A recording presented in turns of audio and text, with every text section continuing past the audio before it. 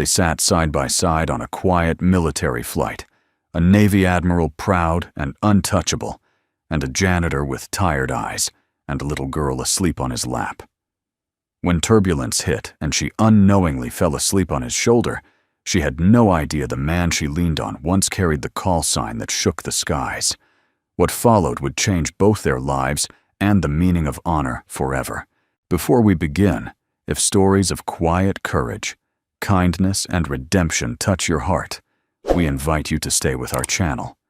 Subscribe, share, and join us as we bring you more true-to-life tales that remind us sometimes the smallest act of kindness can change everything. Now let's begin the story. The morning wind over Naval Station Norfolk bit sharper than usual, the kind that cut through the seams of a uniform and whispered that winter was close. Admiral Laura Whitmore strode across the tarmac, her white dress uniform immaculate, her expression unreadable. Her aides followed 2 steps behind balancing briefcases and secure files, as if gravity depended on her pace. The flight wasn't on any official schedule. Not even her staff knew its full purpose. She preferred it that way. After 30 years in the Navy, 15 of them spent commanding ships, and the last 5 as the youngest female admiral in the Atlantic Fleet, Laura had learned that secrecy was the cleanest form of control. Today's mission was to Washington, D.C., a short flight, but a heavy one. She was to brief the Joint Chiefs about a maintenance lapse that had nearly cost lives during a classified operation. Someone had to be held accountable, and Laura had never hesitated to be that someone. Duty first. Always. She boarded the aircraft, a military transport converted for internal transfers. Inside the cabin had the chill of recycled air and the faint scent of metal polish. Rows of blue seats lined the aisle, and most were already filled with engineers, logistics, officers, and base workers. A flight meant to blend ranks, she thought. Efficient, but inconvenient. She took her assigned seat mid-cabin, pressed her briefcase beneath the chair, and unbuttoned the top of her coat. Just one quiet flight. That was all she wanted. Moments later, a man stepped on board with a small girl clinging to his side. His clothes didn't match the crisp uniforms around him. An olive maintenance jacket, faded jeans, and boots scuffed to their second life. His hair was long, brushed back carelessly, but his movements were calm, practiced. The child, 5, maybe 6, had bright chestnut hair and a red cotton dress that stood out like a flame against the gray morning. They moved slowly down the aisle, apologizing as they passed. Laura caught herself watching. The man smiled at the steward, adjusted the strap of a small backpack, and nodded toward their row. Seats 14B and 14C, he murmured, voice deep and polite. Her eyes dropped to her boarding stub. 14A. He looked up, meeting her gaze for the first time. Looks like we're seatmates, ma'am. Apparently, she replied, her tone neutral. He helped his daughter climb into her seat before settling beside Laura. The little girl looked around with wide eyes, the way children do when they still believe every cloud has a secret inside it.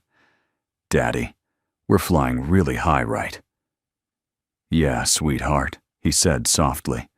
High enough to see where angels nap. Laura almost smiled at that, but stopped herself. Discipline. Distance. She opened her folder and began reviewing maintenance reports, though her mind drifted back to the man's voice. There was something steady about it, something that didn't belong to someone merely sweeping hangar floors. When the engines hummed alive, the cabin shuddered lightly. The girl gasped and held her father's arm. He whispered something to calm her, rubbing gentle circles on her back. Laura glimpsed their reflection in the small window, a picture of quiet tenderness, father and daughter, framed in silver daylight. 15 minutes into the flight, the girl spilled her orange juice. It splashed onto Laura's polished shoes. Oh no, she squeaked. I'm sorry. Laura blinked, surprised not by the mess, but by how fast the man reacted. He knelt, pulled a cloth from his pocket and wiped the floor clean in one efficient motion. "Please don't worry," Laura said, her voice softer than she expected. He looked up. Still, I should have seen it coming. Planes and juice boxes never mix. The corner of her mouth twitched. Humor on a military flight. How unusual. He leaned back, giving her space. She gets nervous on takeoff. I'll keep a tighter lid next time. "What's her name, Lily?" he said, glancing at the little girl who was now shyly peeking over her armrest. "She's 6, loves airplanes, but hates turbulence." "Bit ironic, huh?" Very Laura said. The engines steadied into their mid-flight rhythm, a lullaby of machinery. The cabin dimmed as the crew lowered the lights. One by one, passengers surrendered to exhaustion. Laura tried to stay awake, but the week had been long: inspectors' paperwork, political calls. Her eyelids grew heavy despite herself. She caught the faint scent of detergent and engine oil the man's jacket, and before she realized it, her head tilted slightly, resting against something solid. Mike Reynolds froze. He had been staring out the window, lost in thoughts of bills and bedtime stories, when the weight of her head touched his shoulder.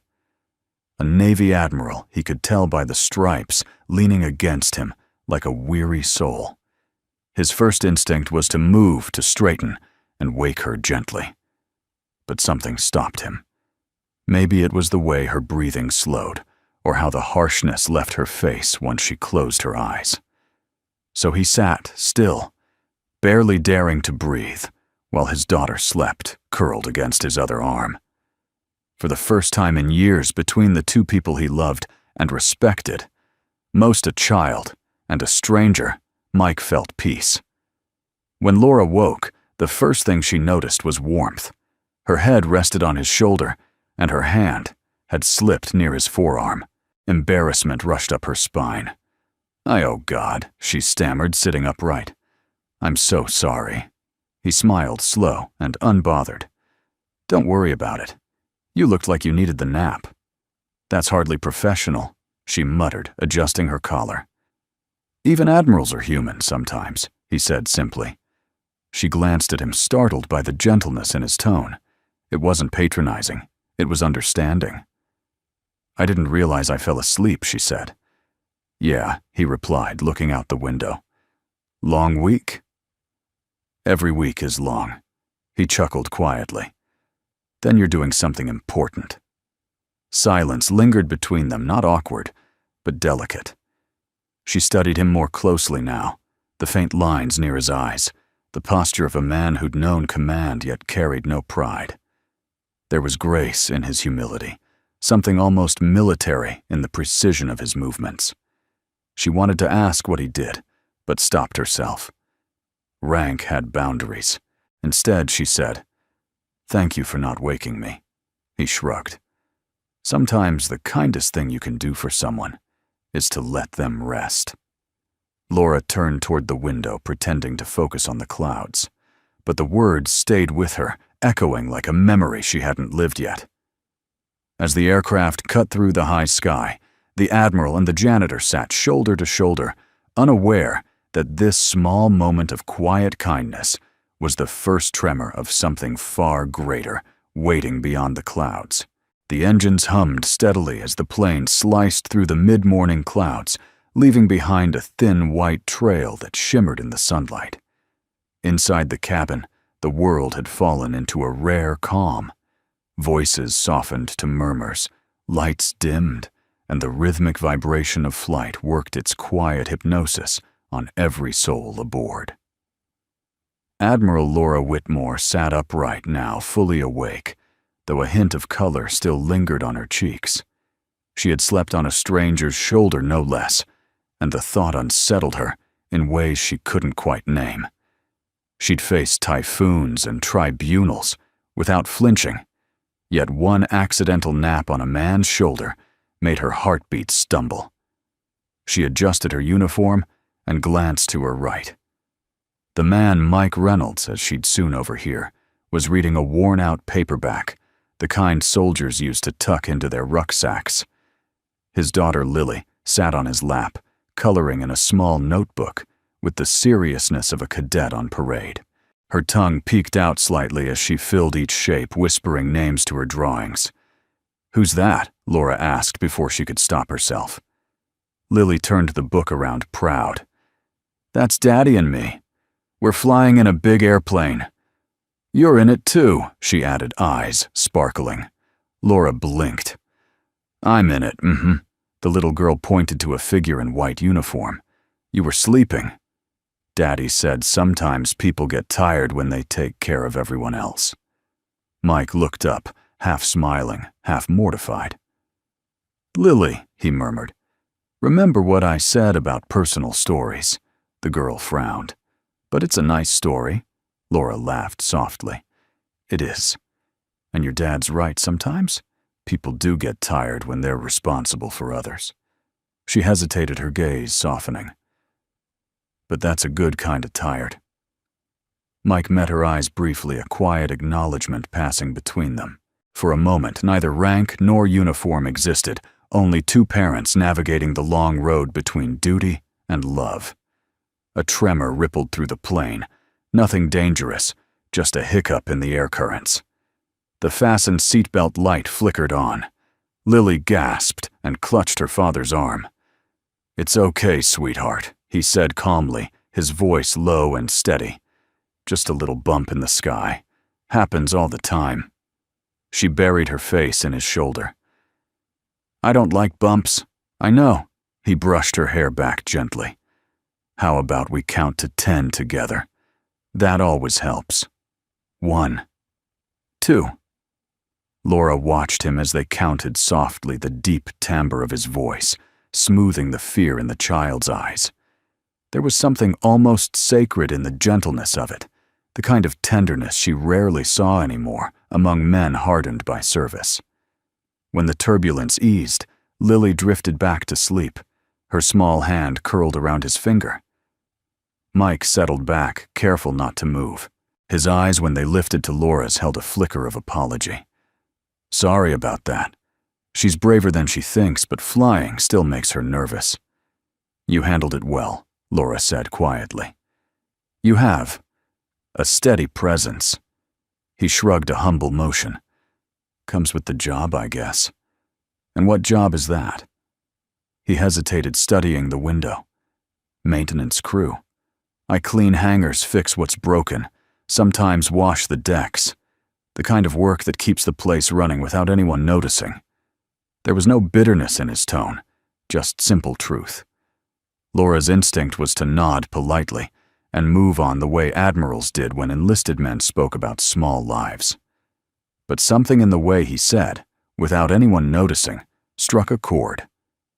She'd built her career on being noticed, awards, citations, headlines, and yet sitting beside this man, she wondered when was the last time she'd done something, simply because it was right, not because it was recorded. "Your daughter," she said softly. "She must be proud of you." He smiled faintly. "She thinks I'm a superhero. I let her keep believing that for now." "That's not lying," Laura replied, surprising herself. "It's love." He looked at her. Really looked. Eyes calm, unreadable, yet somehow knowing. Maybe so. For a long moment they sat in comfortable silence. Laura tried to return to her paperwork, but her focus slipped. Her mind replayed the sensation of his shoulder earlier, the warmth, the stillness, the safety she hadn't felt in years. She, who had commanded fleets, felt safe leaning on a janitor. The irony made her lips curl into a reluctant smile. A voice crackled over the intercom. "Ladies and gentlemen, we're approaching a minor weather front. Please remain seated." Outside, the clouds had thickened into a soft gray sea. Raindrops streaked across the windows like melting stars. Lily stirred, half awake. "Daddy," she mumbled. "Are we gonna crash?" Mike chuckled quietly. "Not a chance. These planes are tougher than me after a bad cup of coffee." That made her giggle, the sound brightening the cabin, like sunlight through storm clouds. Even Laura smiled, and when Lily noticed, she leaned over. You're smiling.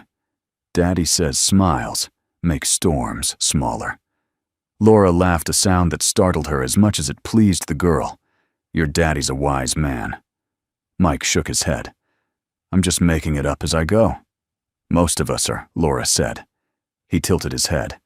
Even admirals, especially admirals, she admitted. They both laughed softly.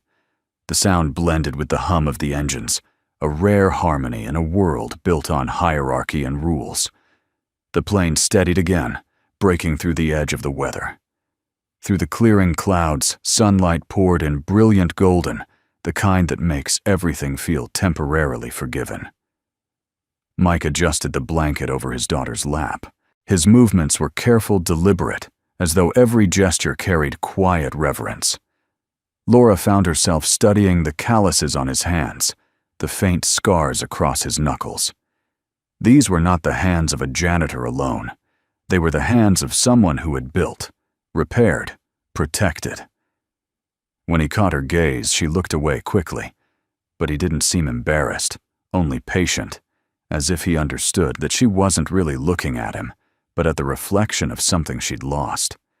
After a while, she asked, "Do you fly often?" "Not anymore," he said. "Used to a long time ago. These days, I stick to the ground." There was a weight in those words, one she felt instinctively not to press. Instead, she said, "Sometimes the ground is more dangerous." He smiled faintly. "You'd be surprised how true that is." The conversation dwindled, but the silence between them was no longer cold. It had the warmth of understanding, the kind that needs no words. Laura looked out the window again. The horizon glowed orange, now streaked with soft lavender light. She thought about the reports waiting on her desk, the endless meetings, the polished smiles that hid sharp edges. And then she thought about this moment, this small, ordinary kindness from a man who should have been invisible to her rank, and realized it felt more real than anything she'd done in years. When the flight attendant came by with coffee, Mike ordered one black, then turned to her. "You want one, Admiral?" She hesitated. "How did you?" He nodded toward her insignia, kind of hard to miss. She smiled, a little self-conscious. "I suppose it is." He handed her the cup anyway. "You looked like you needed it more than I did." Laura accepted it, fingers brushing his briefly. "Thank you, Mr. Reynolds," he said. Mike Reynolds. Something about the name echoed faintly in the back of her mind, like a distant chord she couldn't yet place. But she let it go for now. As the plane began its descent toward Washington, Laura found herself oddly reluctant for the flight to end. The world outside those cabin walls waited with its orders and protocols and expectations. But here, at 30,000 feet, she had discovered something she hadn't known. She was missing a glimpse of gentleness, a reminder that even the strongest uniform could rest on a shoulder of quiet kindness. She turned to him just before landing. "You're good with people, Mr. Reynolds." He smiled without looking up. "Not people. Just those who still believe in goodness." The wheels touched down with a soft thud, but in Laura's chest, something else had just taken flight. Washington's light fell thin and metallic through the aircraft windows as passengers began to stir. The seatbelt sign blinked off, and the cabin filled with the soft chaos of people reclaiming their lives, phones powering on luggage, thudding from overhead bins, voices rising like surf after a long calm. Admiral Laura Whitmore stayed seated, waiting for the aisle to clear. She was used to waiting. Discipline had taught her that the patient eye sees more than the hurried one. Across from her, Mike Reynolds gathered his daughter's small backpack and folded her blanket with the quiet precision of a man who'd spent years respecting order, even when the world no longer required it. Lily yawned, rubbing her eyes. "Daddy, are we there yet?" "We are, kiddo." He smiled and tapped her nose. Back on solid ground. Laura found herself smiling again before she could stop it. There was something so simple, so uncomplicated about their bond. that it tugged at a part of her she rarely visited anymore. The intercom chimed. "Ladies and gentlemen, welcome to Washington, D.C. Please remain seated until the seatbelt sign is turned off." Laura reached for her briefcase, the polished brass latch clicking open like a reflex. Her fingers brushed against classified documents, travel orders, and the thin leather folder that dictated the next 72 hours of her life. Duty discipline, command everything she'd built her identity around, waited just outside that cabin door. And yet, she glanced at the father and daughter beside her, and an unfamiliar thought slipped through the cracks of her armor. Maybe the most disciplined heart is the one that knows when to soften. When the doors opened, passengers shuffled out in polite disorder. Laura stood stepping aside to let the man and his daughter pass first. "After you," she said quietly. Mike looked surprised. "Admiral's privilege comes first." "Not today," she replied. "Today I'm just another passenger." He gave a respectful nod, adjusting the strap of Lily's backpack. "Then thank you, Mom." The three of them walked down the narrow aisle together. Outside, the air was colder, sharper. The terminal smelled of coffee jet fuel and hurried goodbyes. People streamed past them, their movements efficient and impersonal. Lily's small hand slipped into her father's, and she looked up at Laura. "You coming with us?" The question startled Laura. "Oh, I know, I have a meeting." The little girl nodded solemnly. "That's okay. Daddy says people who work hard keep the world from falling apart." Laura looked at Mike. He chuckled, rubbing the back of his neck. "She listens too much." "She listens well," Laura corrected gently. For a moment, the world seemed to hold still, the hum of luggage wheels, the murmur of announcements, all fading under the quiet pulse of connection. Then duty reasserted itself like gravity. Laura glanced at her watch. "I should go." "Of course," Mike said. "Thanks for being kind to Lily." "Not everyone is. Kindness doesn't require rank," she said, then paused. "Take care, Mr. Reynolds." He nodded, and she turned to leave her steps brisk and measured once more. But she felt his gaze linger steady, respectful, unspoken. Outside, Laura's government vehicle was waiting. The driver saluted as she entered. The door closed, sealing her again, in the quiet luxury of command-polished leather, faint scent of gun oil, and the ever-present hum of security radios. "Pentagon, ma'am." "Yes," she replied. As the car merged into traffic, she looked out the window. In the flow of commuters, she spotted a familiar shape. A man and a little girl crossing the street toward the bus station. Lily clutched a paper cup of hot chocolate steam swirling in the cold air. Mike held her hand, matching his pace to hers, saying something that made her laugh out loud. Laura didn't realize she was smiling until her reflection caught her. For an instant, she saw not the Admiral, but the woman beneath the medals, tired, human, and oddly longing. The Pentagon was its usual symphony of order, boots, echoing in perfect rhythm walls, whispering secrets no one dared speak aloud. Laura stepped into her office, the one with the sweeping view of the Potomac and the framed commendations that lined the wall like silent witnesses. Her aide, Commander Ellis, entered moments later with fresh reports. "Ma'am, your 0900 briefing with the Joint Chiefs has been confirmed. Also, Captain Ramirez is waiting outside for debrief. Send him in after I review this," Laura said, sliding the folder open. Numbers, signatures, operations, each line a brick in the fortress she'd built between herself and the world. Yet her mind kept drifting back to the softness of a child's voice, the calm in a janitor's eyes, the warmth of a stranger's shoulder. "Focus," she whispered under her breath, irritated at her own distraction. But even as she tried to bury it under layers of protocol, something inside her shifted. Across town, Mike sat on a bench at the small park near the maintenance quarters. Lily chased pigeons with uncontained joy, her laughter echoing between the rows of leafless trees. Mike watched her sipping coffee from a paper cup. The world felt slower here, less polished, but more honest. He had grown used to invisibility. Janitors weren't noticed, and that was fine. There was peace in blending into the background, in being the one who cleaned the footprints, others left behind. But today was different. There had been something in the Admiral's eyes, sharp, but not cruel, disciplined, yet almost lonely. He'd seen that look before years ago in the mirror of a pilot's quarters before deployment. A look that said the mission matters, but who am I without it?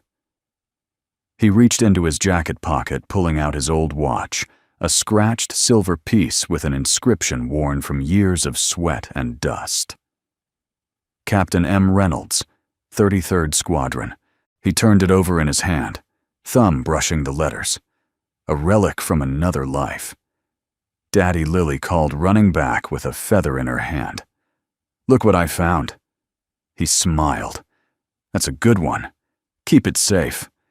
Can I give it to the nice lady from the plane?" His breath caught for half a second. "Maybe someday, kiddo." She nodded, content with that answer.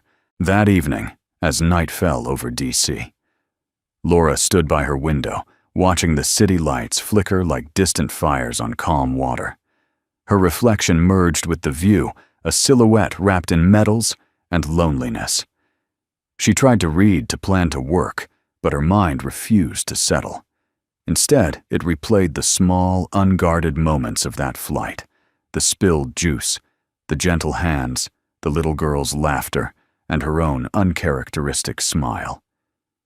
"Get a hold of yourself," she muttered, yet the reprimand felt hollow.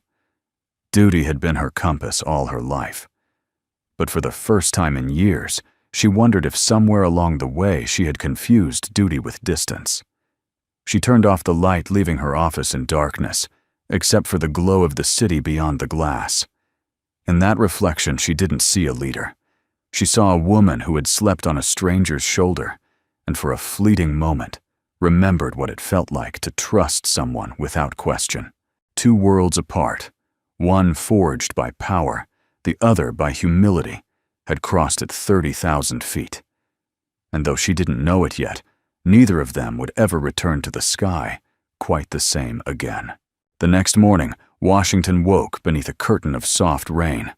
It blurred the skyline and made every building look like a ghost of itself, familiar yet distant. Inside the Pentagon, where precision ruled over poetry, Admiral Laura Whitmore stood in the operations briefing room, her posture as straight as the American flag behind her. Admiral Whitmore, final authorization on the re-evaluation of the 33rd Squadron disciplinary files, asked Commander Ellis, holding a clipboard. Laura signed it with a steady hand. Her voice was crisp, measured, the kind that cut through hesitation like a blade through fog. Approved, effective immediately. But as the pen left the page, something inside her tightened. The 33rd Squadron. She hadn't spoken those words aloud in years. And yet, as if fate had been listening, the name found her again this time, not in a report, but on a silver watch worn by a man whose daughter had offered her a drawing on a quiet flight. Hours earlier, she had boarded another aircraft, a smaller one this time, a routine shuttle heading back toward the Norfolk base, where the maintenance teams were stationed. The rain streaked along the window, steady as memory. She had told herself it was coincidence, that she was only following up on the inspection protocol. But the truth, the kind she never said aloud, was that she wanted to see him again, to understand why his name, his quiet voice, and his calm eyes refused to leave her mind.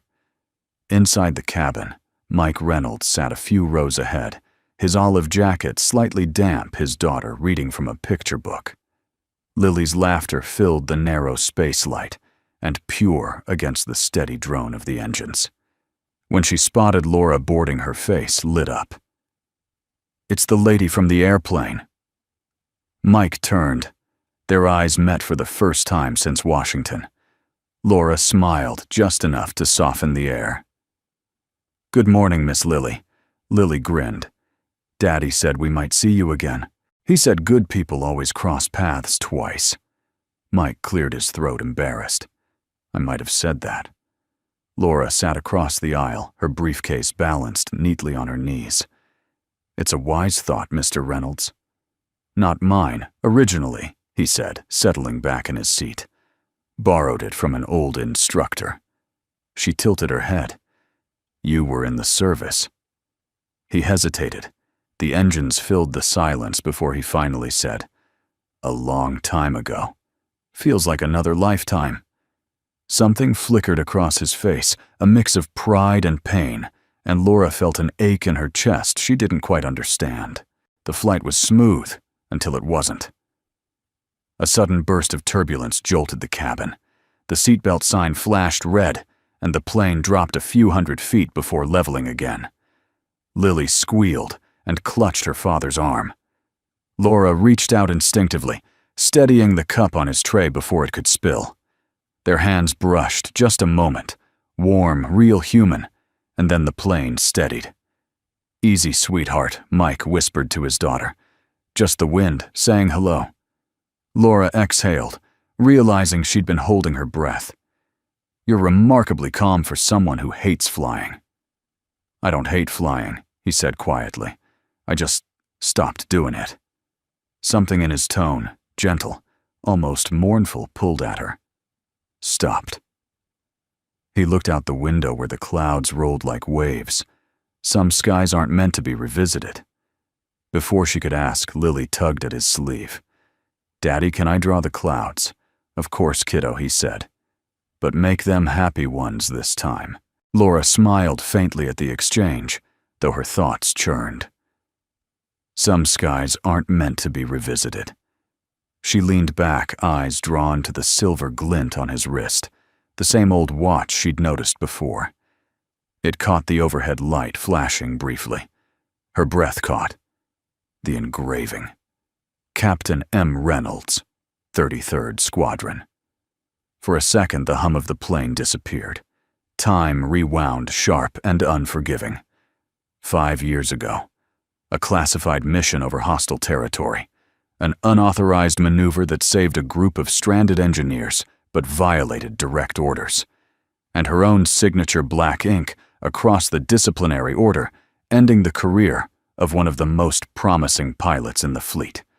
The name she had signed that day, Captain Michael Reynolds, had haunted the margins of her conscience ever since.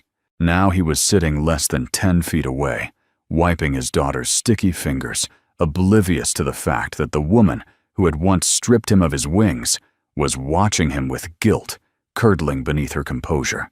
Laura felt her pulse quicken. She turned toward the window, the reflection of her face merging with his silhouette in the glass. Every instinct screamed to maintain silence, to let this coincidence dissolve into anonymity. But her heart, that stubborn piece of her, she had trained to obey. Reason whispered otherwise. When the plane touched down at Norfolk, she waited until most passengers had left. Mike helped Lily with her coat, his movements unhurried.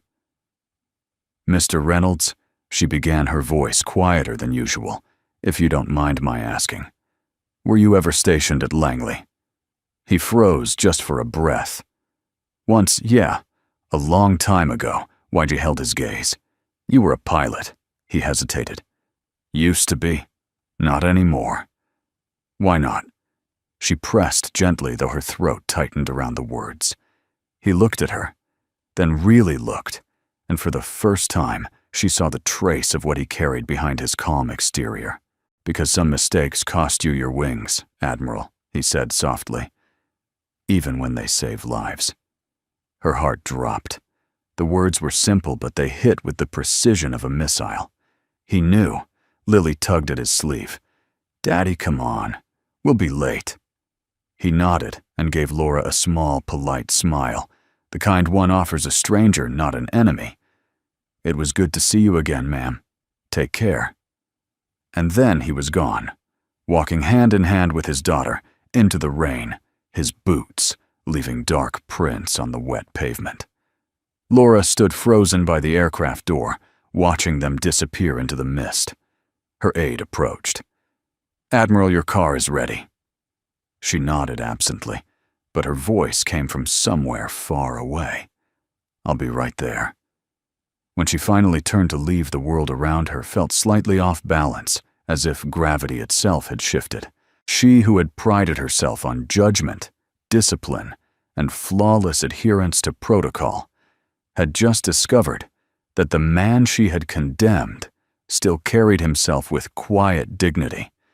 And worse, he carried no bitterness toward her. The guilt she had buried beneath medals and citations rose like tidewater. For the first time in years, Admiral Laura Whitmore didn't know what order to give herself next. That night, alone in her quarters, she placed her hat on the table and stared at her reflection in the dark window. The rain had turned to mist, and beyond it, faint lights blinked along the runway. Somewhere out there, the man she'd once punished was probably putting his daughter to bed, reading her a story in that steady voice that could calm any storm. Laura pressed her hand against the glass and whispered the words she'd never said to anyone. I was wrong. The city outside remained silent, but in the distance, a single aircraft took off its roar, echoing across the night sky, like the sound of forgiveness she wasn't sure she deserved. Rain came and went in thin silver sheets over Norfolk, washing the tarmac into a mirror of light. The day should have felt routine. Meetings, reports, inspections. But for Admiral Laura Whitmore, nothing about her world felt steady anymore. She sat at her office desk, elbows on the mahogany surface, fingers pressed to her temples. The room around her, the flags, the framed commendations. The faint hum of the ventilation suddenly felt smaller than usual, as if the walls themselves knew her secret. Every file she opened blurred into the same memory, a cockpit aflame, a young pilot's voice breaking through the radio, the words, "I had to go back for them, ma'am." They were alive. And then the official report that followed the one she'd signed with unwavering confidence. Captain Michael Reynolds, disobedience of direct order, termination of commission. Laura exhaled slowly, her chest tight. She had convinced herself for years that it was the right decision, that rules were sacred and structure held the military together. But now, after seeing the man in person, calm, kind, unbroken, those old justifications rang hollow. She had ruined his career, and somehow he had forgiven her before she'd even asked. That afternoon, she attended a strategic review session with senior officers. The room buzzed with clipped voices and the sterile precision of command. Charts lit up the wall supply routes, fleet readiness, maintenance protocols. Admiral Whitmore, a colonel, prompted. "We've confirmed that base morale is up 7% since your last inspection." She nodded absently. "Good." But her thoughts were elsewhere, on a man in a maintenance jacket who cleaned hangar floors without complaint. A man who had once flown through fire to save lives and had lost everything for it. Her aide, Commander Ellis, noticed her distraction. "Ma'am, are you all right?" Laura straightened. "Perfectly fine, Commander." The room fell silent. They believed her, of course they did. Her voice, her posture, her authority, all of it built to hide doubt. Yet beneath the uniform, her heart beat like something out of rhythm. When the meeting adjourned, she dismissed everyone early. As the last officer left, she stayed behind, staring at the dark window until her reflection blurred. Finally, she whispered the truth into the empty room. "I was wrong about him." 2 miles away, Mike Reynolds knelt beside his daughter's bed, tucking in the corners of her blanket. The small quarters smelled faintly of soap and engine oil, the scent that clung to everything in the maintenance wing. "Daddy, tell me the sky story again," Lily murmured sleepily. He smiled. "You've heard that one 100 times." "I like it." He brushed a strand of hair from her forehead and began in that calm, steady voice that made every story sound true. Once upon a time, there was a pilot who loved the sky more than anything. But one day, he learned that flying isn't about being above people. It's about carrying them safely home. Her eyes were already half closed. Did he get to fly again? Mike hesitated. Not yet. But sometimes when he fixes planes, he can still hear the sky calling his name. Lily smiled faintly, drifting into dreams. He sat there for a moment longer, listening to her soft breathing, the one sound that kept him anchored to the earth. Then quietly, he whispered something only the night could hear. She wouldn't remember me, kiddo. People like her don't look back. But deep down, he knew he was lying to himself. The look in Admiral Whitmore's eyes on that last flight, something between recognition and remorse, had lingered longer than he wanted to admit. The next morning, Laura arrived at the base unannounced. Her driver raised an eyebrow, but didn't question her order. Admirals didn't explain themselves. She walked through the maintenance hangar alone, her heels echoing across the concrete floor. The smell of jet fuel hung thick in the air, mingling with the metallic tang of oil and the faint hiss of hydraulic lines. Everywhere she looked, sailors and technicians moved with precision, focused, efficient, anonymous. And then among them, she saw him. Mike was crouched beside an A-10 Thunderbolt hands, stained with grease, tightening a panel bolt with the same calm focus she remembered from the flight. The plane's shark-toothed nose gleamed under the hangar lights, a relic of the same model he had once flown. He looked up as she approached, surprise flickering across his features, before settling into composure. Admiral. He wiped his hands on a rag and stood. Didn't expect to see you here. Neither did I, she admitted. There was a long silence between them, filled with the distant hum of engines. I owe you an apology, she said finally, her voice quieter than the hangar deserved. 5 years ago, I signed a report that ended your career. I believed it was the right thing to do. I was wrong. Mike looked at her for a long moment, his face unreadable. Then he sighed.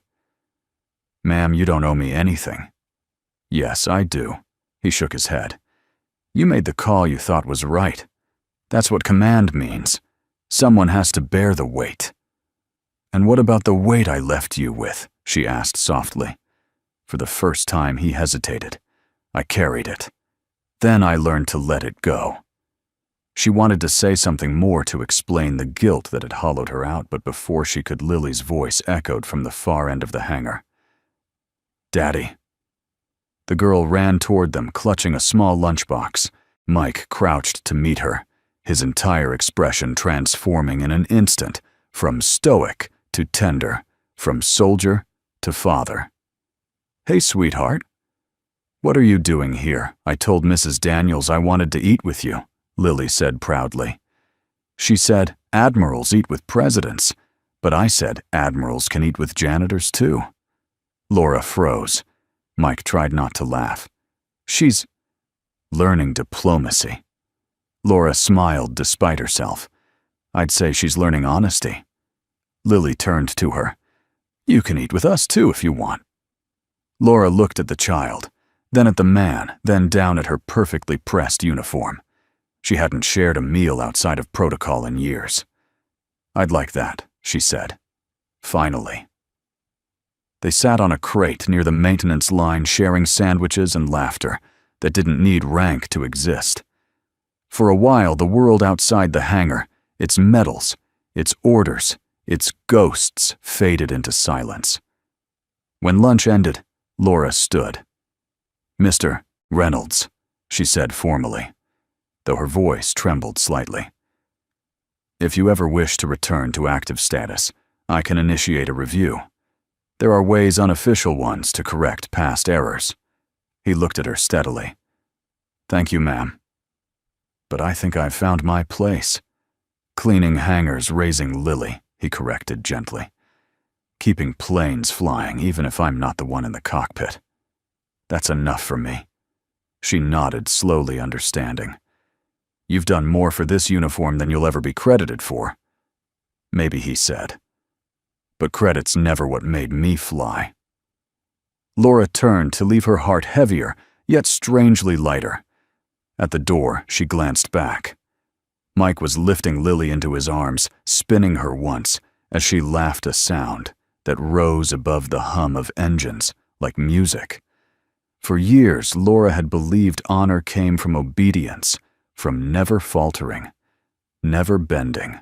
But as she watched that simple act of joy, she realized something profound. Perhaps honor wasn't about following orders at all. Perhaps it was about forgiveness for others and for oneself. That night, back in her quarters, she opened her old logbook. The final page still bore her signature under his name. With a deep breath, she picked up a pen and wrote beneath it, "Amendment decision under review." Subject demonstrated exceptional courage beyond command parameters. Her handwriting wavered, but her resolve did not. For the first time in years, Admiral Laura Whitmore felt the weight begin to lift. The storm had passed over Norfolk, but the air still held the taste of salt and electricity. Admiral Laura Whitmore sat alone in her office long after midnight, the desk lamp casting a pool of amber light across a stack of classified files. The building was quiet now, too quiet, and in that silence, every tick of the wall clock sounded like an accusation.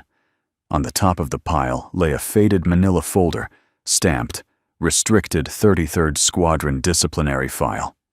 Captain, Michael Reynolds. Her hand trembled slightly as she opened it. The smell of paper and dust filled the air. The first page stared back at her like an old wound. Charges disobedience of direct order during Operation Cerberus. Result termination of commission. Dishonorable discharge avoided by officer's request for voluntary resignation. She read her own signature at the bottom, precise and merciless. At the time, it had seemed simple. He had violated orders in a live combat zone, turned back against protocol, to save a civilian engineering team trapped under fire. Her decision had been guided by everything the Navy drilled into her, the chain of command, the supremacy of orders, the cold arithmetic of war. But now, after seeing him again, his quiet dignity, his tenderness toward his daughter, his peace, her certainty cracked. The file no longer felt like justice. It felt like betrayal dressed in regulation. Laura turned the pages slowly. The after-action reports painted a different story when read through human eyes rather than military eyes. Captain Reynolds's unauthorized return to Zone Echo saved the lives of 5 personnel. Action disobeyed command directive but prevented total loss of engineering convoy. Subject displayed exceptional situational awareness and disregard for personal safety. There it was in sterile bureaucratic prose, the truth that had never reached daylight. Her chest ached. How many times had she read this before without seeing it? She flipped to the appended witness statements written in cramped handwriting. A corporal, a technician, a field medic. Their words shared one refrain. He came back for us. One line from the medic caught her eye. When the fire hit, we thought it was over. Then the A-10 came out of nowhere. The pilot's voice on comms said, "Hold on, I've got you." I didn't know his name then, but I'll never forget his voice. Laura leaned back in her chair, her eyes burning. That voice. Calm, measured, grounded. The same voice that had soothed a frightened child on a civilian flight. The same man she had reduced to a footnote in a disciplinary record. She closed her eyes. You thought you were protecting the system. But the system forgot the man. The next morning, she walked into the Pentagon with a sense of purpose she hadn't felt in years.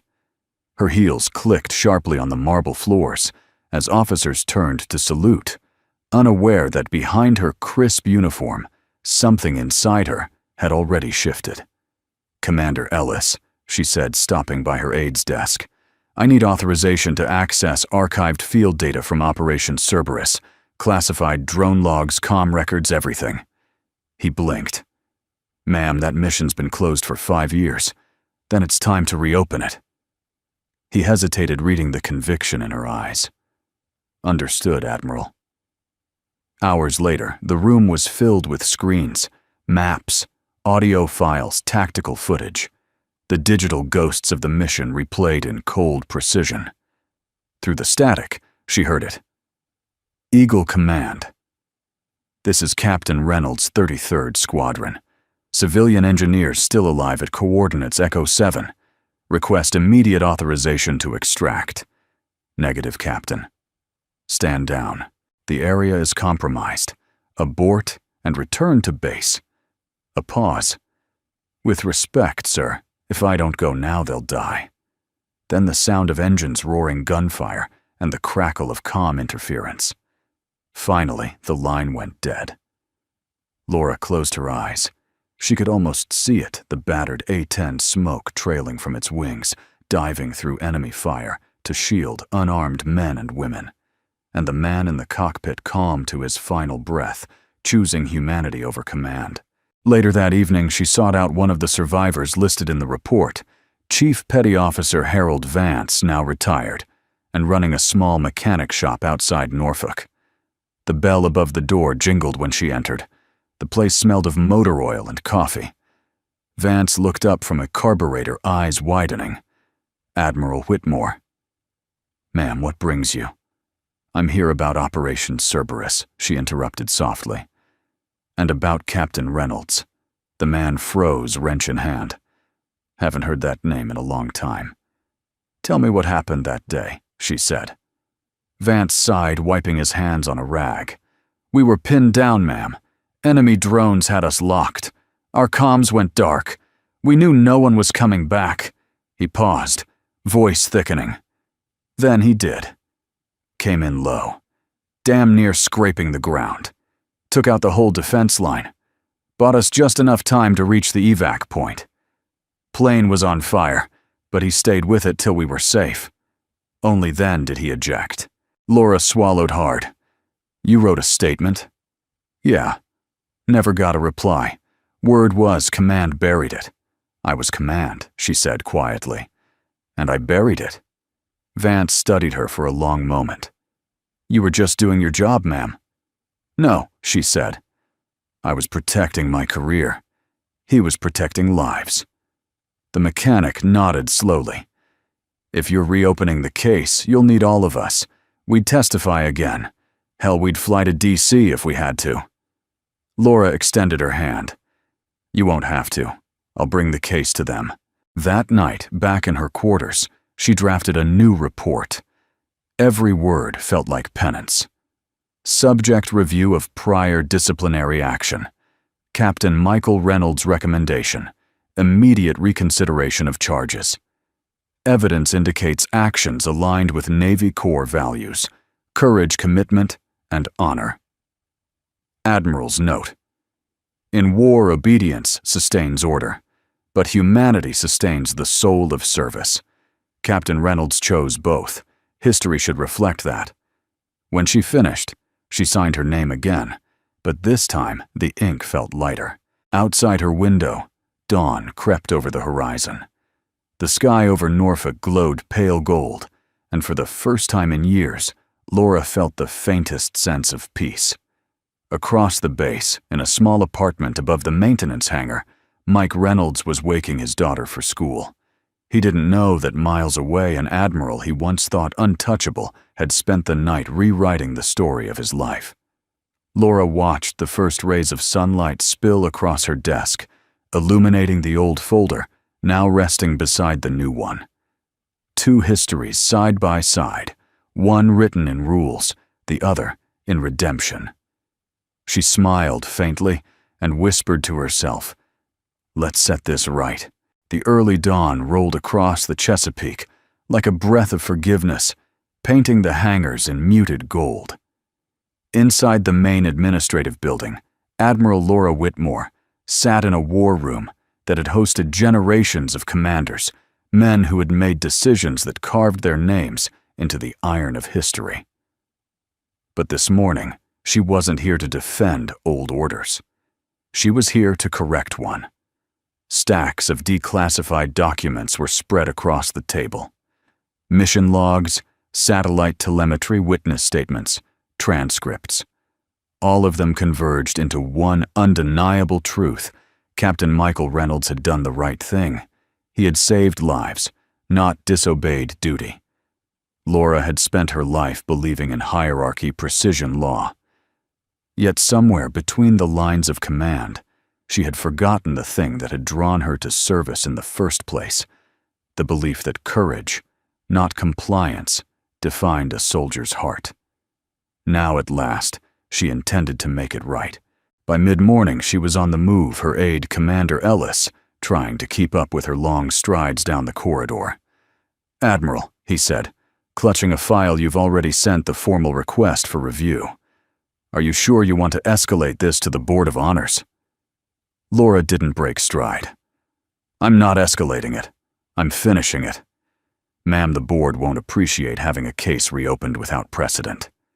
She stopped, turned, and fixed him with a look that reminded him why she'd made Admiral before 50.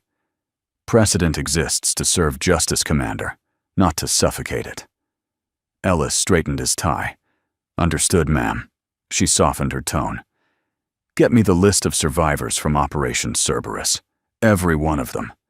Within hours, she had names, phone numbers, and addresses. 5 people. 5 lives that still breathed because of one man's disobedience. The first was Chief Harold Vance, the mechanic she'd already spoken to. When she called him again, he didn't hesitate. "You get me in front of that board, Admiral, and I'll tell them the truth till they choke on it." Next was Lieutenant Carla Munro, now teaching engineering at the Naval Academy. Her voice trembled when Laura explained the purpose of her call. "You mean someone's finally clearing his name?" "Yes," Laura said quietly. "I'll be there, ma'am. You tell Captain Reynolds. He was the bravest pilot I ever saw." Each conversation left Laura a little more certain and a little more ashamed. For years, these people had carried the story of his heroism like a ghost no one wanted to hear. 2 days later, a small transport car pulled up outside the maintenance hangar. The clank of wrenches and the low hum of an engine greeted Laura as she stepped out. She was not in full dress uniform today, just her dark, navy service blue sleeves rolled hair tied back. Inside, Mike Reynolds was bent over a hydraulic pump grease, staining the cuffs of his coveralls. He didn't see her until she spoke. "Captain Reynolds." He looked up, blinking in surprise. "That title doesn't belong to me anymore, Admiral." "Maybe it does." He stood wiping his hands on a rag. "You found something." She held out a folder, the red seal broken.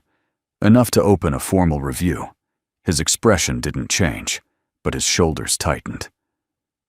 "Why, because justice doesn't expire," she said. "And because I owe you that much," he sighed, shaking his head. "You don't owe me anything, ma'am. You were following the book." "That's the problem," Laura replied softly. "I spent so many years following the book that I forgot why we wrote it, to protect people like you, not punish them." For a long moment, neither spoke. The echo of machinery filled the air. Then Mike set the wrench down. "What happens now? I've petitioned the Board of Naval Honors for a reinstatement of your commendations and a Medal of Valor review. You'll be summoned to D.C. for testimony within the week." He looked away, almost smiling. "You realize I don't fit in that world anymore, right? My boots don't even shine." She smiled faintly. "Courage doesn't scuff." At that, his composure cracked just a little. He exhaled, almost laughing at the absurdity of it all. 5 years. I'd stopped expecting the Navy to even remember I existed. "I didn't forget," she said quietly. "I just took too long to admit I was wrong." His gaze softened the resentment he might have felt, replaced by something else. Respect. Maybe even forgiveness. "Thank you, Admiral, for whatever this means." "It means everything," she said. "Not just for you, for me, too." That evening, Laura walked along the edge of the runway. The setting sun burned low over the horizon, its reflection turning the puddles of rainwater into molten gold. Her phone buzzed. A message from Ellis. "Board of Honors hearing confirmed. Pentagon Auditorium." Friday, so 900. She stared at the screen, her pulse steady but heavy. Then another message came through from an unknown number. Admiral Whitmore. This is Carla Monroe. The others and I will be there. We're bringing photos, reports, everything we kept. He deserves to stand tall again. Laura closed her eyes, the wind tugging gently at her uniform. For so long, her career had been built on absolutes, rules, carved in stone, right and wrong, defined by ink and rank. But now, standing on that empty runway, she realized that leadership wasn't about being infallible. It was about having the courage to face your own mistakes and repair the damage they caused, no matter how late. Across the base, Mike and Lily were eating dinner in their small apartment. She chattered about school, about spelling tests, and her best friend Emma, while he pretended to listen, his mind adrift.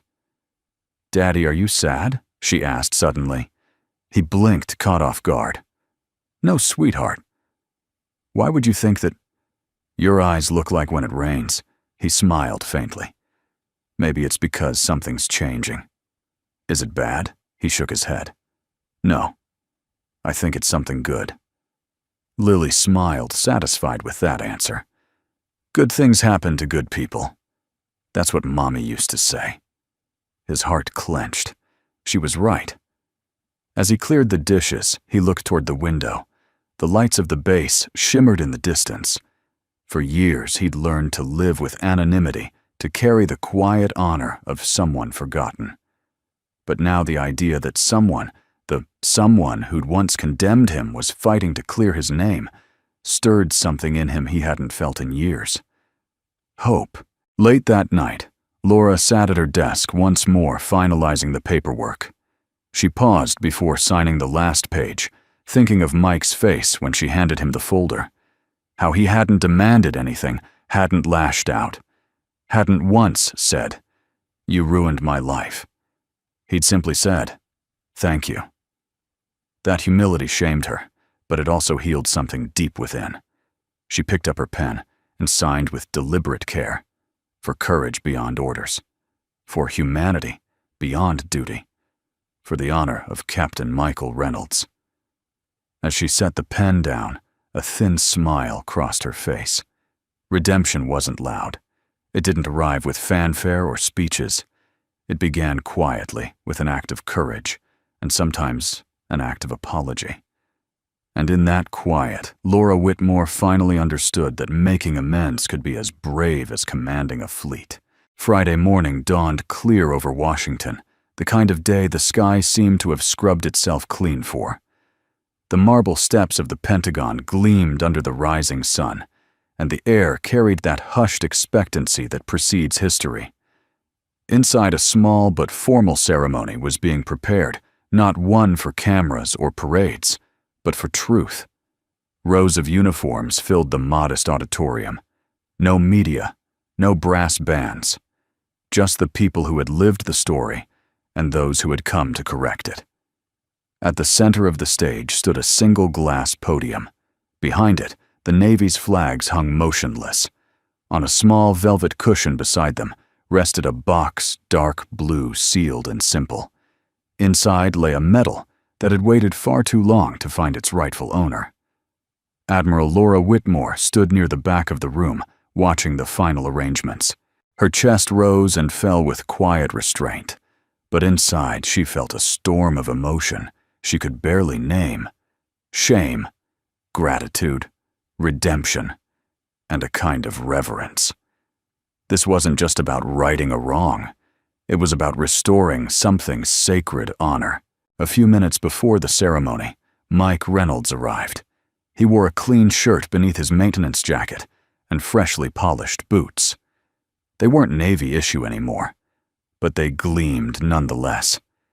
His daughter Lily walked beside him, clutching his hand, her small fingers wrapped around the weight of something she didn't yet understand.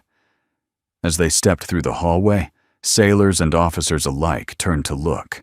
Most of them didn't know who he was, just another man in civilian clothes, but the quiet murmur spread. That's him, the pilot from Cerberus. He stopped outside the auditorium doors, hesitating.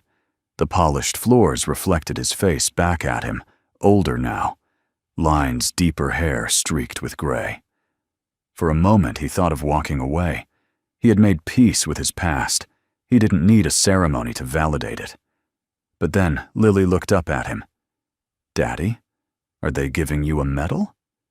He smiled faintly, something like that. "Mommy would be proud," she said softly. He swallowed the sudden ache in his throat. "Yeah, sweetheart." She would. They entered together. When the hall settled, Laura stepped up to the podium. Her uniform was immaculate, but her voice when it came was gentler than anyone had ever heard it. 5 years ago, she began a decision was made that should have been questioned. A man's record was marked not by what he did wrong, but by what others failed to see right. She paused, scanning the faces before her. That man was Captain Michael Reynolds. A murmur rippled through the room. Mike lowered his head, uncomfortable with the attention. Laura continued her words steady. During Operation Cerberus, Captain Reynolds disobeyed a direct order to withdraw. Instead, he turned back to rescue 5 personnel trapped behind enemy lines. His aircraft was damaged, his odds impossible. And yet he completed the mission and saved every one of them. She looked down at the report in her hands, though she no longer needed it. The Navy's code teaches that orders preserve life. But sometimes humanity demands courage beyond command.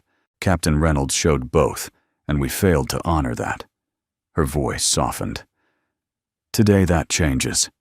She gestured to her aide. The small blue box was brought forward and placed before her. The room seemed to hold its breath. "Captain Reynolds," she said, looking directly at him. "Will you please come forward?" He hesitated, then stood.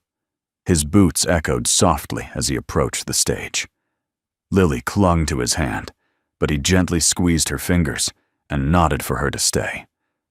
When he stopped before her, Laura met his eyes, the same calm eyes she'd seen across an airplane aisle, the same man whose life she'd once unraveled with a signature.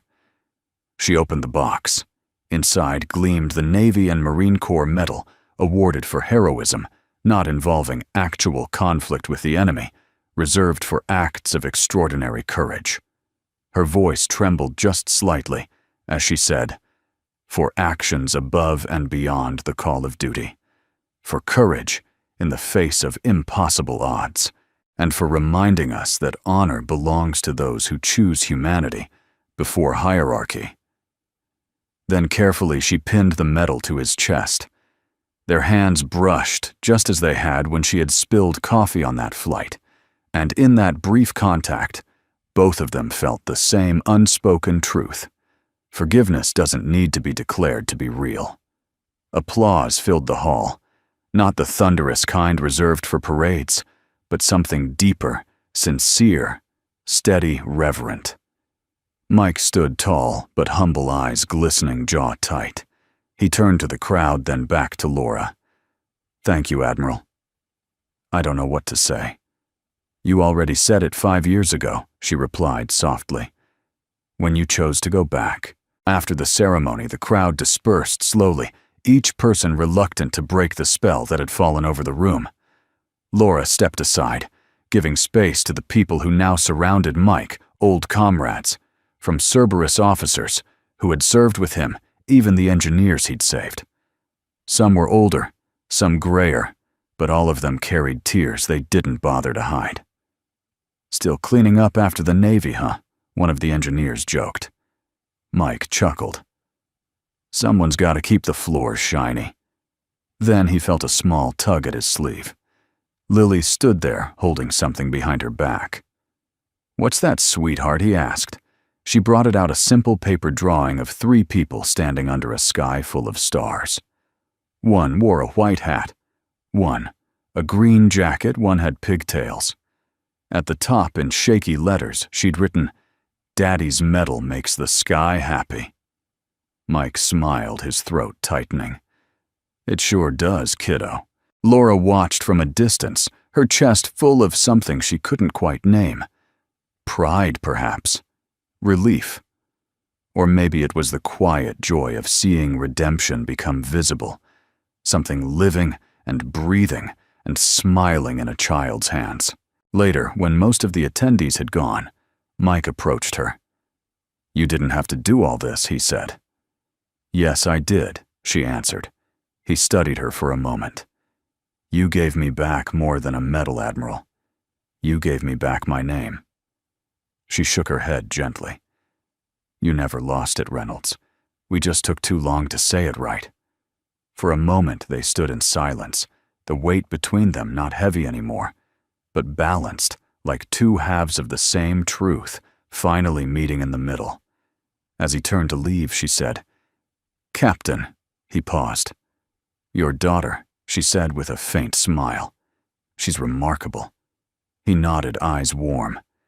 "She's her mother's courage, and my second chance." Laura returned the smile. "Take good care of both." "I will." He left the room, Lily skipping beside him, her laughter echoing down the corridor like music carried by sunlight. That night, Laura remained in the empty auditorium. The flag stood motionless, the podium silent. The metal case sat open, gleaming faintly under the dim lights. She closed her eyes and whispered, "You did it, Mike." And then, quieter still, "We did it." Outside, the first stars appeared over Washington. Somewhere far below, a single father carried his daughter home, the medal on his chest, glinting softly beneath the streetlights. The system had tried to erase his honor, but the truth had found its way back just as surely as kindness always does. The morning after the ceremony broke, soft and golden, the kind of sunlight that feels like grace. For once, the air around the Norfolk base carried no rush, no tension, only a sense of calm that seemed to hum through the hallways. The hangar, usually alive with the clatter of tools and the roar of engines, was quiet. Only the faint hum of a distant jet lingered like memory. Admiral Laura Whitmore walked across the tarmac, her heels clicking lightly against the cement. The wind tugged gently at her hair as she carried a plain white envelope in her hand, marked simply, "For Lily Reynolds." She could have sent it through official channels, but some things she had learned were not meant to pass through bureaucracy. They needed to be delivered heart to heart. Inside the maintenance hangar, Mike Reynolds was crouched beside an A-10's landing gear, tightening a bolt with careful precision. The same aircraft type he had once flown, now reduced to museum duty, its wings grounded, its soul sleeping. When he heard footsteps behind him, he stood wiping grease from his hands. "Admiral." Laura smiled slightly. "Captain. You'll forgive me for not getting used to seeing you out of uniform." "Likewise," he said. She handed him the envelope. "For Lily." He frowned, curious, and turned it over. The handwriting on the front was careful, almost old-fashioned. "She's at school. Can I ask what this is?" "It's better if you read it together," Laura said. "It's something she and you both earned." He hesitated. "Ma'am, you've already done more than enough." "This isn't about favors, Mike," she replied gently. "It's about giving back what was always yours." There was a softness in her tone that unsettled him more than any command ever had. "I'll give it to her when she gets home," he said finally. Laura nodded. "Good." "And Mike?" "Yes." She paused, her voice quiet but resolute. "Thank you for reminding me what honor looks like when no one's watching." That evening, Lily came home from school, with her backpack bouncing and her shoes untied. The moment she saw the envelope on the kitchen table, her eyes lit up. "What's that?" Her father smiled. "Something for you, from Admiral Whitmore. From the lady who gave you the medal, that's the one." Lily tore the envelope open eagerly, scattering the pieces like confetti. Inside was a folded letter, on thick navy stationery, and a smaller envelope beneath it. The letter began in handwriting that was firm yet graceful. "Dear Lily, there are people who wear uniforms because it is their duty. Then there are people who carry honor in their hearts because it is who they are. Your father is one of those people. He taught me something I had forgotten, that courage doesn't always look like flying a plane. Sometimes, it looks like showing up every day for the ones you love, even when no one is saluting. Because of him, we created a scholarship in the Children of Honor program. It's meant for kids who remind the world that kindness and bravery come from the same place.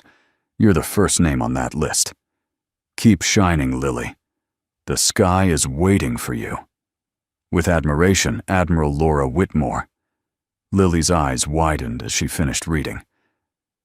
Daddy, does this mean I can go to school and learn about airplanes? Mike swallowed hard. The smaller envelope held an official certificate with her name embossed in gold. Lily Reynolds, recipient of the Children of Honor Scholarship. He had faced missiles loss and disgrace, but nothing had ever undone him like this moment. He blinked fast, pretending to study the letter again. She believes in you, he said softly. And she believes you'll do great things. Lily threw her arms around him. I'm gonna fly like you did, Daddy. He hugged her tightly, closing his eyes. Better than me, sweetheart. Much better. Later that night, after Lily had gone to bed, Mike stepped outside. The air was cool, the stars faint through a thin veil of mist. He stood by the fence that bordered the airfield, watching the ghostly silhouettes of the planes resting in the distance. The metal still lay on his kitchen counter, the polished metal catching the light from the lamp. But the paper on the table, the letter with his daughter's name, meant more. He thought of Laura, of the way she had stood on that stage, her voice steady, but her eyes holding the weight of 5 lost years. He thought of how she had chosen to face her mistake, rather than bury it, how she had traded reputation for redemption. Some debts couldn't be repaid. Some didn't need to be. He took a long breath and looked at the stars again. Thank you, he whispered. Across the base in her quarters, Laura sat at her desk. The day's ceremony had left her drained, yet strangely peaceful. On her wall hung a single new photo, a candid shot from earlier that morning, Mike standing with Lily, the metal shining faintly in the sunlight, both of them smiling. Beside it, a quote she had scribbled on a note card. Leadership isn't about authority. It's about responsibility. For years, she had worn medals for leading fleets and winning missions, but none of them felt as meaningful as the quiet act she had done today. She poured herself a cup of tea and opened her journal, a habit she had abandoned long ago. November 12th. Today I gave a scholarship to a little girl named Lily Reynolds. She smiled with the same light her father carries, the kind that doesn't fade, even after war loss or time. I've spent my life believing the Navy was built on discipline. Now I know it's built on people like them. I think my father would have called that faith. She closed the journal and leaned back, gazing out the window. The moonlight spilled across her desk, illuminating the words she had just written. And for the first time since she had joined the service, Laura Whitmore felt like she had truly earned her stars. The next day, Mike found a small package waiting outside his door. Inside was a brass plaque, engraved with the Navy insignia, and a short inscription presented to Captain Michael Reynolds, for courage that endured beyond orders, for a heart that never left the sky. He turned it over, smiling. Beneath the plaque was a handwritten note. For your daughter's wall, because she deserves to know what real honor looks like. W. Mike chuckled softly. You just don't give up, do you, Admiral? But his voice was warm, now free of bitterness. He placed the plaque above Lily's desk, right next to her drawings of airplanes and stars. When she saw it the next morning, she whispered, "It looks like Mommy's watching." He knotted his throat tight. Maybe she is. And as the sunlight poured into their small apartment, catching the edge of the metal and the gold of the plaque, it felt just for a moment as if the whole sky had bowed in quiet acknowledgement. The Pentagon auditorium was full again, rows of medals and uniforms gleaming beneath the soft light. But this time, there was no ceremony, no citation, no applause waiting at the end. Only a podium, a microphone, and one woman who had something she could no longer keep to herself. Admiral Laura Whitmore stood backstage, her hands resting on the folder she had rewritten 3 times. She had delivered hundreds of speeches in her career, addresses about discipline leadership and the chain of command. But this one was different. This one was not about orders. It was about truth. "Ma'am," Commander Ellis whispered beside her. "The room's ready." "Press is not present per your request." She nodded. "Thank you, Ellis." He hesitated. "May I ask, why do this now?" "You've already cleared Reynolds's record. The medal was returned. The board has nothing left to contest." Laura looked out toward the gathered officers, the next generation of admirals, captains, and commanders waiting for words to guide them. Because medals fix paper, Commander. But truth repairs people. And there are still hearts that need that. Then she stepped forward. The hall fell into silence as she took the podium. Her voice, when it came, was steady, but unguarded, carrying the cadence of confession rather than command. "Good morning," she began. "Today isn't a briefing or an announcement. It's a story." She paused, scanning the faces before her, some curious, some skeptical, most unaware of where this was headed. 5 years ago, as a flag officer of the United States Navy, I signed an order that ended a man's career. His name was Captain Michael Reynolds, 33rd Squadron. A ripple of murmurs spread through the hall. Everyone knew the name now, but few expected her to speak it aloud. "He disobeyed a direct order during Operation Cerberus," she continued. "He turned back against command to rescue trapped engineers and enlisted personnel. The action saved 5 lives and cost him his wings." Her voice trembled just enough for the silence to deepen. I told myself I was doing my duty. That rules matter more than instinct, that the uniform means obedience above all. And for years, I believed that made me right. But a few weeks ago on a plane I wasn't even supposed to take, I met a little girl, his daughter. She spilled orange juice on my shoes. A soft chuckle rippled through the room. She apologized. Her father, quiet, kind, helped her clean up. I didn't know who he was then, just a janitor traveling with his child. But what struck me wasn't who he used to be. It was who he still was: calm, patient, decent. The kind of man the Navy says it wants to shape. She paused, breathing through the emotion rising in her chest. When I realized who he was, I looked back at his file. And for the first time in my career, I saw not a regulation, not a case study, but a person. A man who had chosen to risk punishment so that others could live. Her tone strengthened conviction, replacing tremor. That's what we claim to honor in our code: courage. Commitment, honor. But courage without compassion is just calculation. Commitment without conscience is just routine. Honor without forgiveness is just pride. The hall was utterly silent. Some of the older officers bowed their heads. Younger ones leaned forward, their faces open, listening not to a superior, but to a human being. Laura continued softly.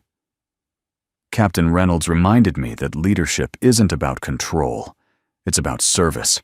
It's about standing between others and the storm, even when no one will ever know your name. He did that, and we forgot him." She closed the folder, no longer needing her notes.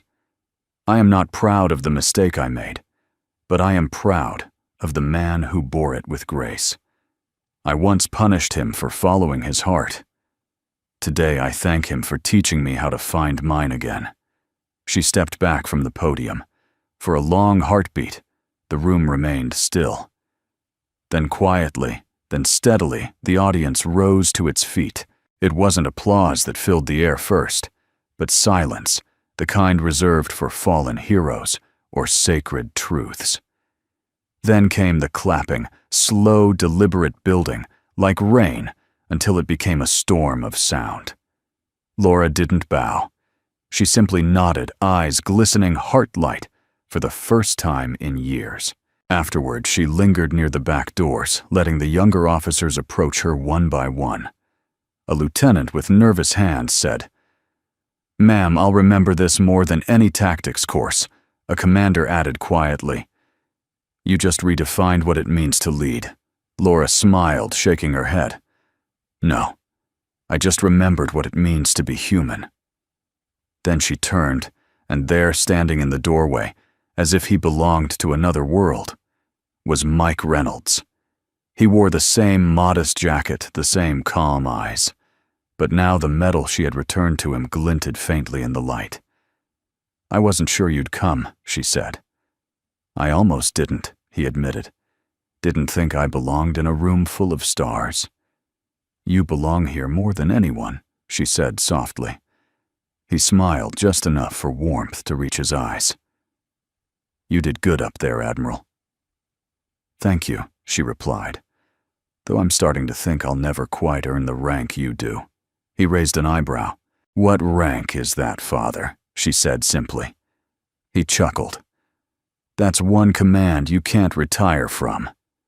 They shared a quiet moment, the kind that needed no words. Laura looked down. "You know, for years I gave speeches about duty and strength, but today was the first time I spoke from something real." "You found your flight path again," he said gently. "It happens to the best pilots." Her smile deepened. "Do you miss it?" "The sky," he hesitated. "Every day. But I don't need to fly anymore to know what freedom feels like." Laura nodded slowly. "I understand that now." A soft voice interrupted them. Daddy Lily ran up the aisle waving a small paper airplane. She stopped before Laura, offering it with both hands. "I made this for you, Admiral. Daddy says everyone who flies needs one." Laura crouched down, taking the tiny craft as if it were made of gold. "Thank you, Lily. I'll keep it on my desk." The girl grinned. "It's so you don't forget to smile." Laura's throat tightened. "I won't." She looked at Mike, her expression both professional and tender. "Take care of her.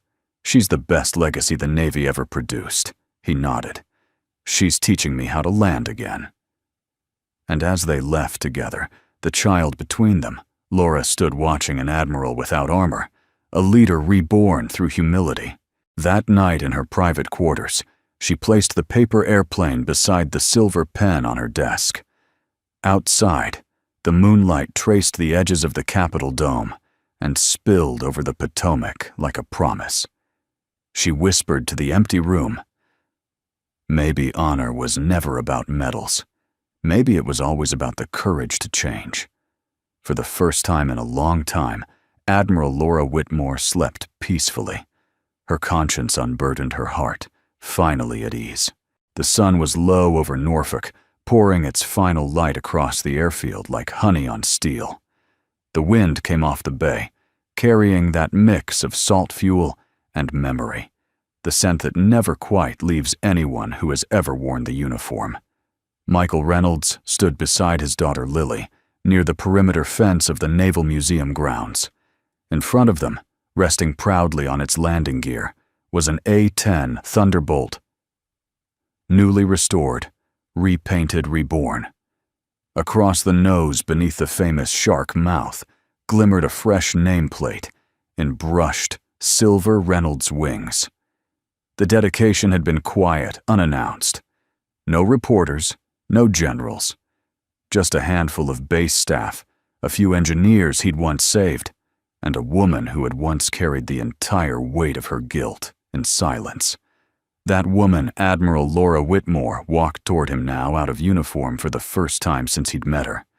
She wore a simple gray sweater, her hair loose in the wind, her stride slower, unguarded. For the first time, she looked not like a symbol of command, but simply like a person who had found her way home. "Looks good, doesn't it?" Mike said, eyes still on the aircraft. Laura stopped beside him, following his gaze. "It looks right," she said.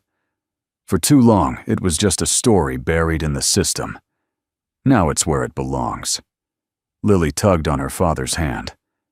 "Daddy, is that the plane you flew?" He nodded, smiling softly. "Not the same one, but close enough. This one's here to remind people that sometimes the sky remembers kindness better than paperwork does." Laura crouched beside the little girl. "And do you know why your daddy's plane has his name on it?" "Now?" Lily thought for a moment, then said, "Because he helped people." "That's right," Laura said. "Because he did something brave and good, even when it was hard." Lily's brow furrowed. "But Daddy said, being good is supposed to be easy." Laura glanced up at Mike, who was smiling, amused. "He's not wrong," she said. "It's supposed to be. The world just forgets sometimes." They stood in silence for a while, watching the sunset gild the A-10's wings. The aircraft seemed alive in that light, its metal skin catching fire, like memory turned to flame. Finally, Laura broke the silence. "There's one more thing," she said, reaching into her coat pocket. She drew out a small navy blue case, the kind that held rank insignias or medals, and opened it. Inside was a simple silver pin, shaped like a pair of wings, small enough to fit in a child's palm. "This belonged to a pilot I once knew," she said quietly. "He earned it when he was about your age, Lily. Maybe a little older." The girl's eyes widened as Laura held it out to her. "For me, for you," Laura said. "So that when you grow up, and when you fly, you'll remember something your father taught me, that kindness has wings too." Lily took it with both hands reverently. "I'll keep it forever." Mike swallowed hard, blinking away something in his eyes. "You didn't have to do that, Admiral." "I know," she said. "That's why it matters." They walked together along the edge of the field. The base was quieter now. Evening drills were over, and only the low thrum of a distant transport echoed from the far hangars. "Do you ever think about going back up?" Laura asked softly. He smiled wistfully. "Every day. But my flying days are over. The sky's got enough of my stories." "I don't think so," she said. "You left something up there, Mike. Not regret, just light." He looked at her, puzzled. "Light?" "Yes. The kind that stays long after the plane's gone. That's what people like you leave behind." He chuckled. "You sound more like a poet than an admiral." She shrugged, a playful glint in her eyes. "Maybe the Navy should promote one." They shared a quiet laugh, the kind born of everything they had already forgiven. When they reached the parking lot, Lily had run ahead, chasing the shadows of passing birds. "She's strong," Laura said. "Your wife would have been proud." Mike's smile softened. "She'd have liked you, you know. You're both the kind of people who'd argue with angels if it meant saving one more soul." Laura laughed, a sound lighter than she'd ever allowed herself. "That might be the best compliment I've ever been given." They stopped beside his truck. Neither seemed eager to end the moment. "Laura," he said, using her first name for the first time. "I don't know if you realize this, but what you did, it changed more than my record. It changed what my daughter will grow up believing about the world." She looked at him, her eyes luminous in the dusk. "Then it was worth everything." He nodded. It was. They shook hands, not the formal kind, but one that lingered, carrying the quiet weight of respect, gratitude, and something deeper. Neither dared name. Later that night, Laura returned to her quarters overlooking the harbor. She made tea, the simple ritual grounding her. The city lights reflected on the water, the faint hum of base life carrying through the glass. She sat at her desk, gazing at the folded letter. She had never mailed a letter to her late father. The man who had taught her that duty came before all else. She unfolded it now and picked up her pen. "Father, you always said honor wears a uniform. Maybe you were right in your time. But today, I met a man who showed me that honor also wears work boots and grease stains. I once believed the Navy was made of steel and rules. Now I know it's made of people flawed, brave, and beautiful in their imperfection. You'd have liked him, Dad. He reminds me of the kind of pilot you wished I'd meet, a quiet one, who never stopped believing in goodness, even when it broke him. I used to think redemption was a medal. Now I know it's a moment when two people forgive each other without words. Your daughter, Laura, she set the pen down, folded the paper, and slipped it into her journal. Outside, the faint rumble of an aircraft drifted through the night. She stepped onto the balcony, her eyes following the blinking lights as they climbed higher, leaving a thin white contrail across the stars. "Fly safe, Captain," she whispered. The next morning, Mike and Lily returned to the base for one final visit. A small crowd had gathered: maintenance workers, pilots, families curious to see the newly christened A-10. Someone handed Lily a bunch of white balloons. She grinned, tying one around the silver pin on her jacket. When the ribbon slipped free and the balloons lifted into the sky, the crowd cheered softly. The sight of them rising against the morning light, the same hue as courage and forgiveness, made everyone pause. As the last balloon disappeared into the blue, Lily whispered, "Look, Daddy." Mommy's waving back. Mike smiled through the lump in his throat. "Yeah, sweetheart, she is." And above them, the air seemed to shimmer, as if the sky itself was saying thank you. Later, when the crowd had gone, Laura approached him one last time. "You know," she said, "there's a saying my father used to tell me. Pilots never really land. They just trade one kind of sky for another." Mike looked toward the horizon, where the balloons had vanished. "Then maybe we both found ours." She smiled, extending her hand once more, not as an admiral to a subordinate, but as one soul to another. "Fair winds, Captain." He took it gently. "Clear skies, Admiral." And as they parted, the wind carried across the field, rustling through the grass, lifting faint echoes of laughter and brushing the wings of the A-10 like a benediction. For in that golden hour, kindness truly took flight, and for once, it didn't need an engine to soar. We'd love to know where you're watching from. Share your city or country in the comments below.